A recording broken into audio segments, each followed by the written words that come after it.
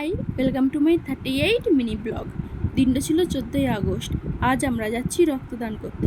নন্দনপুর রূপচাঁদ academy এই স্কুলে আজ স্বেচ্ছায় রক্তদান শিবির হচ্ছে 100 বছর পূরণের উদ্দেশ্যে। আর একটা কথা না বললেই নয়, এই স্কুলে আমার মা বাড়ির সবাই মানে দাদু থেকে শুরু করে মা, মাসি, মামা, এমনকি আমার ভাই বোনেরা মানে মাসির মামার ছেলে, ওরা সবাই এই স্কুলে পড়েছে।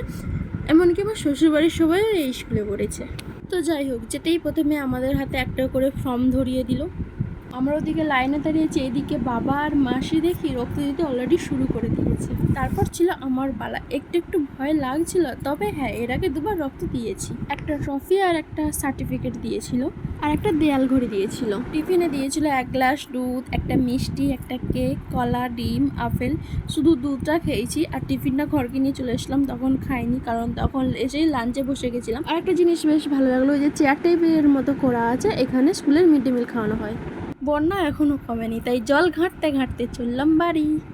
আমরা বাড়িতে আসতেই আমাদের ভলুর অবস্থাটা দেখো, আমাদেরকে কতক্ষণ দেখতে পাইনি। হ্যাঁ দেখো, বাবার কোলে উঠে পড়ছে।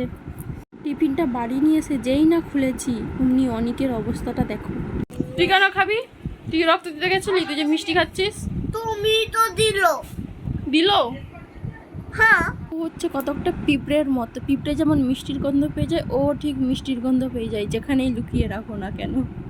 তো যাই হোক, আজকের মতো এখানে ব্লগটা কেমন লাগলো জানিও, আর বেশি বেশি লাইক করে দিও। টাটা।